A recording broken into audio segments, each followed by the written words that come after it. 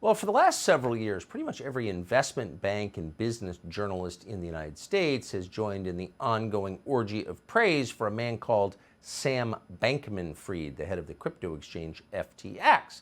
Somehow no one noticed that he was basically a child wearing shorts who played video games during interviews and didn't seem to understand how his company was making money. But they lauded him as the world's first future trillionaire. They all fell for it. Well, not all. A very few didn't. They saw right through it. Elon Musk, for example, said he took one look at Bankman-Fried and his BS detector went off. And then, at much greater length and depth, last March, the CEO of CME Group, a man called Terry Duffy, met with Sam Bankman-Fried. And during that meeting, Duffy did what pretty much nobody else did, maybe nobody else at all ever did.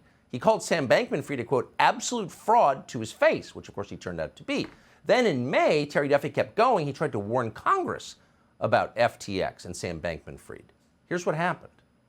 I'm asking you, sir, you have a saying so that FTX has, quote, no capital requirements for participants. I think that's on its face a false statement, given that the CFTC Part 39 regulation requires capital requirements, and FTX does have a capital requirement for margins. I said their capital requirements are not the same as they are for other institutions. Well, capital is not the same as margin, Congressman. Well, sir.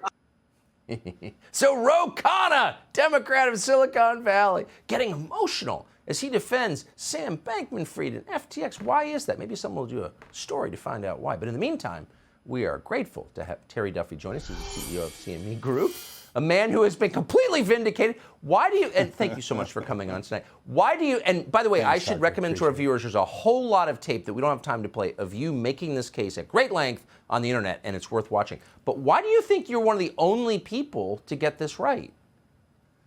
I don't know, Tucker. It's a great question, but I appreciate you having me on. I appreciate you playing that piece with the genius from California that telling me how crypto markets work and the difference between capital. What I was referring to is excess margin, which CME holds over $200 billion, where FTX was having regulatory capital, which is absolutely nothing. So he didn't know the difference between regulatory capital and margin capital, so it made me laugh. But, you know, really dismissive when it comes to a guy like that. So I don't know why people didn't see it, Tucker. You know, I mean, I said to my team, I said, you know, this is not about crypto, Tucker.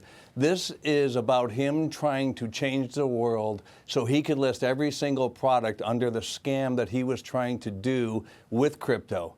The crypto is so small, but if he could deploy his model in the U.S. Treasury market, in the U.S. agricultural market, can you imagine the damage this human being could have done to our country and the world? I mean, and people literally, we're turning a blind eye to it. When you look at the people that were with him, Tucker, Mark Wiegand, the former head of the CFTC, the chairman, he's walking around with this guy as his, you know, baggage handler and giving him credibility. The former counsel for the CFTC became his general counsel at FTX.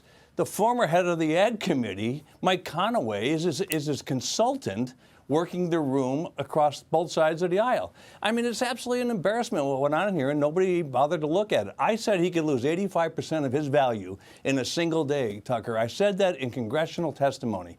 I did not know how right I would be in such a short period of time. It was a completely fraught proposal, what he was doing. I knew he was a fraud the day I met him, and it was quite easy to pick out. Well, so you assessed his character and his vibe because you met with him personally, but you also assessed the fundamentals of his company as someone involved in business would. Why did none of the regulators do that? Where was Gary Gensler?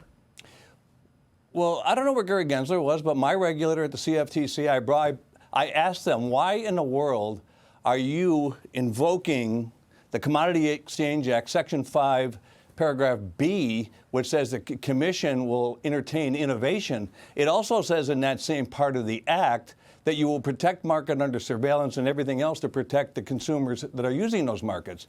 They were using that. I want to know, was there pressure put on the agency from politicians or not? And there's hearings coming up.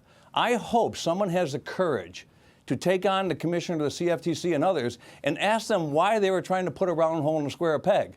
They should have dismissed his proposal out of hand. Instead, I was forced to go into Congress, get berated by people that don't know what they're talking about, and I told them what could potentially happen. And again, it did happen. Amazing. I just want to recommend again to our viewers, Terry Duffy is the name of our current guest, and if you want a happy evening, look up his assessment of FTX. It's just amazing. I appreciate your coming on, Terry Duffy. Thank you. Tucker, you're the best. Thank you, sir.